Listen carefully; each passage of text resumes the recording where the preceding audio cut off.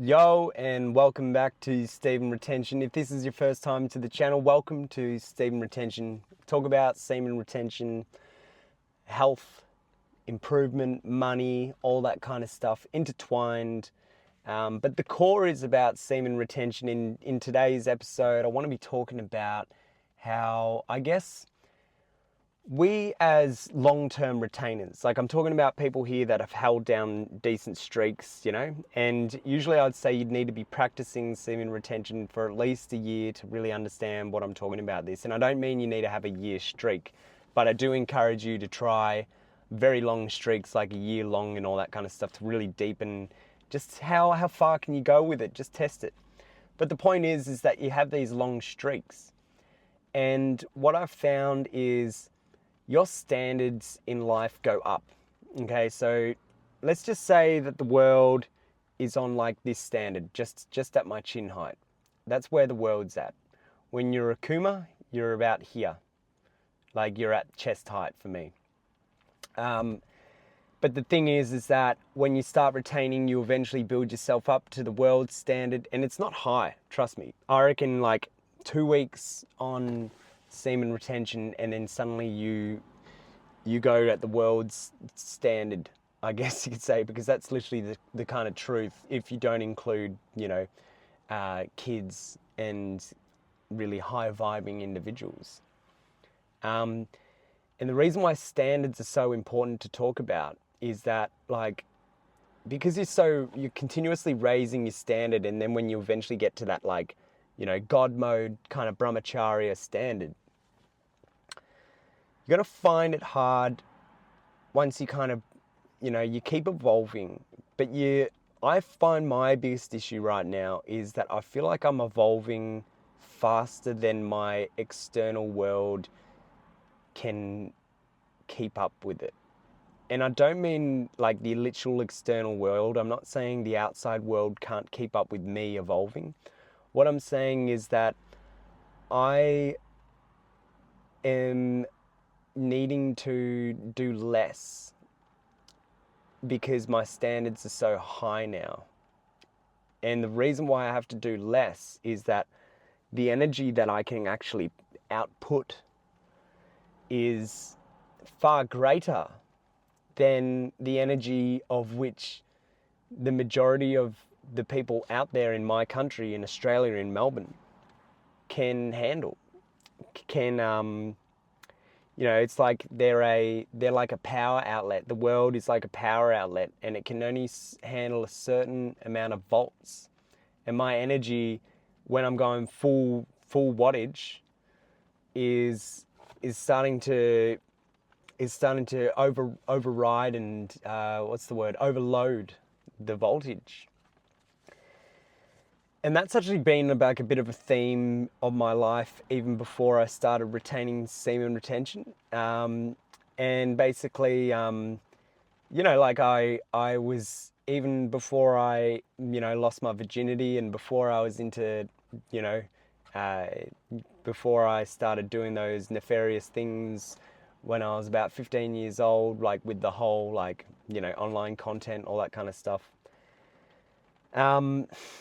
I was always too much, and that might come down to something like, I guess you could say, ADHD, or I don't know, if you want to talk about things like the whole kind of black sheep type mentality, some sort of like chosen one, or whatever you want to call it. Like a light worker was a big theme back in 2014. Light workers was the buzzword at the time, and now it's turned into chosen one or whatever. The point is that I'm trying to make is that, like, I've always had this beyond average energy, and I think that's why when it comes to my musical inspirations, they're larger than life in the way that they express their musicality. The music is complex and layered, and it rewards the repetition of listening for many years. And I find that majority of the world it's not, I'm not finding it as in like, this is like, oh, I feel like my anecdotal evidence is enough to give to you guys. It's actually a fact. There's been some scientific studies on this, is that the majority of the world just doesn't have the capacity and doesn't have the intuitive type of creativity to be able to visualize something and to be able to really like imagine and comprehend things that are kind of advanced, whether it be advanced music, advanced concepts, things like semen retention. I feel like is one of those things that majority of the humans just won't be able to understand because they just can't get past that lower nature type way of thinking. And being as well, because there's a difference between thinking and being. You know, the thinking is something that we can kind of control on in the moment, but being is a practice. Being is a just. I was thinking about this in the car, right? I was thinking about how a lot of people out there, they have these thoughts, but then all they have to do is what I was thinking is basically talking is thinking, whereas doing your work, whether it's singing, being a broadcaster, being a narrator, being someone that uses their voice to get money, that's not thinking, that's being. There's a difference between speaking discourse, because discourse, if you think about it, discourse is kind of like noise. Conversations are kind of like noise. And I find that I don't get enough stimuli and inspiration from a lot of people because they're not talking a language advanced enough for me to be interested in it. And again, this ties back to the whole point of this video, which is that I realize that because I'm evolving so quickly, I need to just do less, relax, take it easy, go like 30% for some of these jobs that I'm doing, and just completely chill. Like, I already know that I'm above average because everyone's told me I'm above average in my industry and how I'm the best, you know, acoustic artist that they've seen and all that kind of stuff, doing the kind of work that I do. And I know that the next tier above what I do is being someone that gets to tour nationally and all that kind of stuff. And obviously there's a gap between you being on this timeline versus you being on this timeline. And what I'm realizing is that in order to make that jump, I don't need to work harder. I don't need to ingrain harder in this timeline.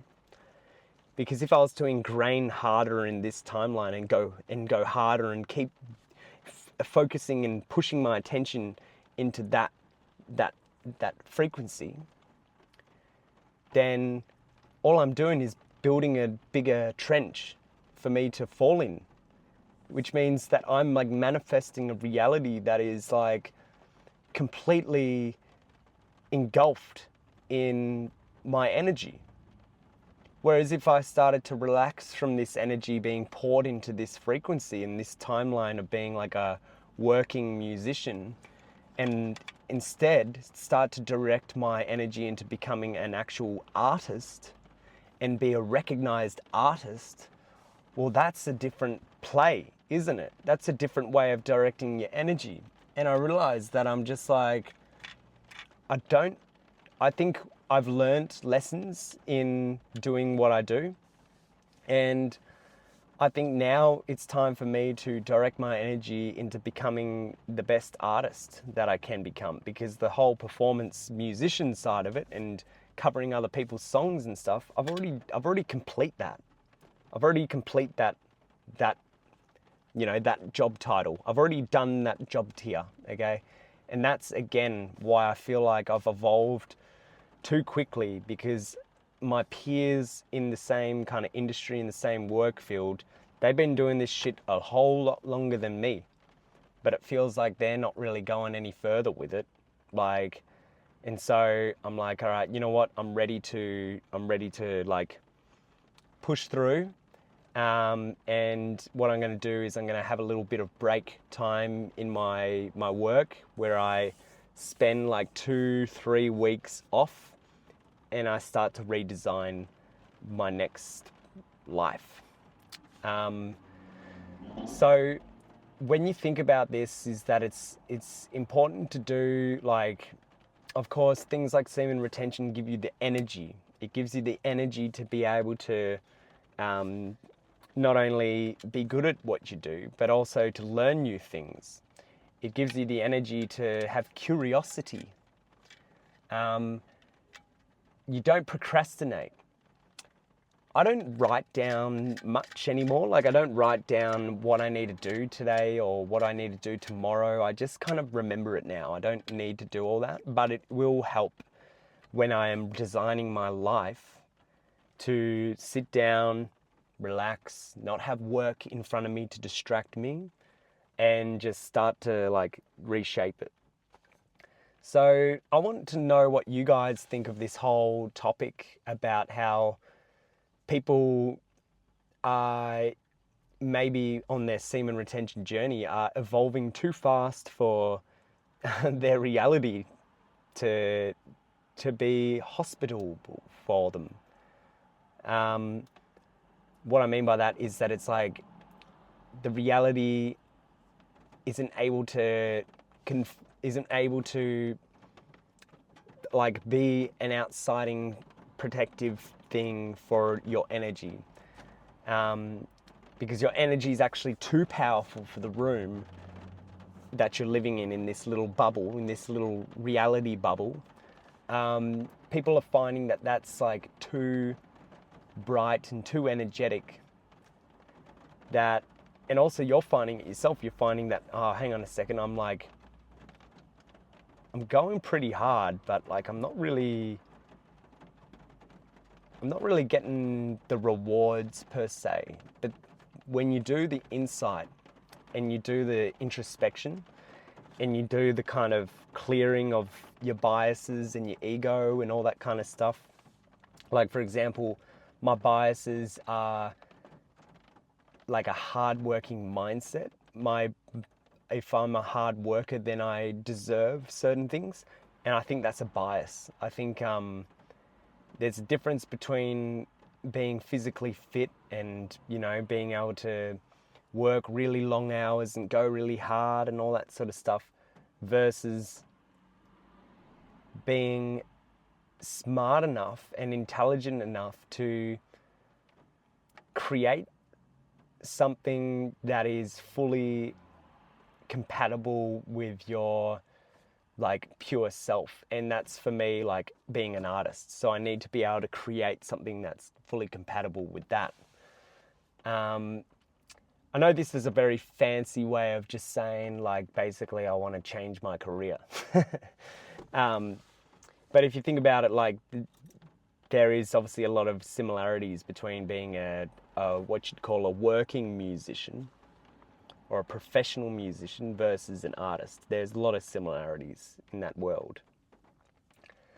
So let me know what you guys think. Do you guys think that you kind of, when you're on SR, do you feel like you're evolving too fast at points? Like, I'm not scared of my evolution. I'm not scared of who I'm becoming or what I will become. I'm just kind of getting to a point where it's like, I don't wish anything as far as like I wish I didn't book, you know, myself to be busy. But I do think about like, oh, I'm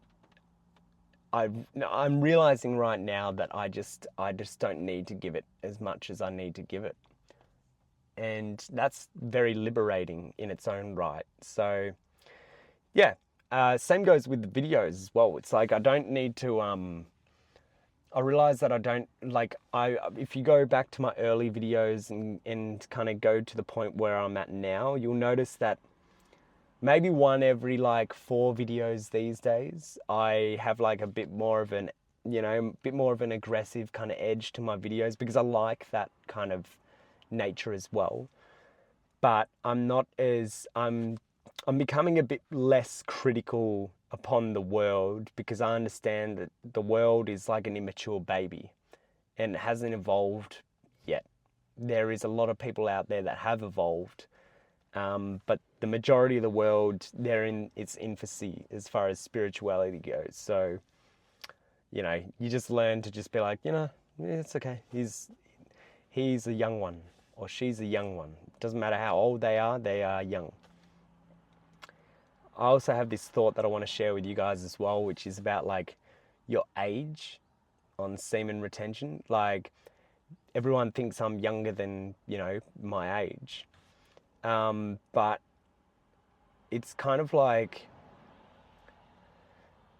this whole, like, numbering your laps around the sun is really interesting. Like, imagine a different concept where maybe like we were measured in age by like the amount of life force energy we have left inside of us. Because if you judge someone's appearance and you're like, oh, that person looks, let's say I saw a woman that was like gorgeous, glowing, her eyes were like diamonds, and her physique was fit and all that kind of stuff. And her personality was exquisite. Like, I would definitely be interested in who she is. And if she said her age was like, if she said she was like 40 or whatever, but like I could see she hadn't done any work to her face, she hadn't done any work to her body, but she was very fit, she was like very like, just her life force energy was put together, right? That to me wouldn't be a turn off, right? And the same goes for guys on semen retention, is that I feel like our age becomes irrelevant now. Like, I seem to be attracting girls very younger than me. Like, I'm talking about like 19 years old, 20 years old, 18 years old, that kind of shit. It's like, and I think that's just something that I've realized that, like, I don't go forwards towards those girls and stuff, but it's interesting to know that when you're holding this kind of glow and you've got this kind of like energy about you, this youthful energy, this inspiring creative energy about you, that it doesn't discriminate on age. And I think the tables should be turned the same way for women as well. I think if women have a very youthful life force, they can go for anyone they want over 18, granted there's consent there, obviously. Anyway, guys, that's my little rant. There's a few things for you guys to speak your mind in with the comments. Let me know how you're going. I'm on day 120 something, getting close to a day of 130. But yeah, we'll talk on the next one. Catch you later, guys.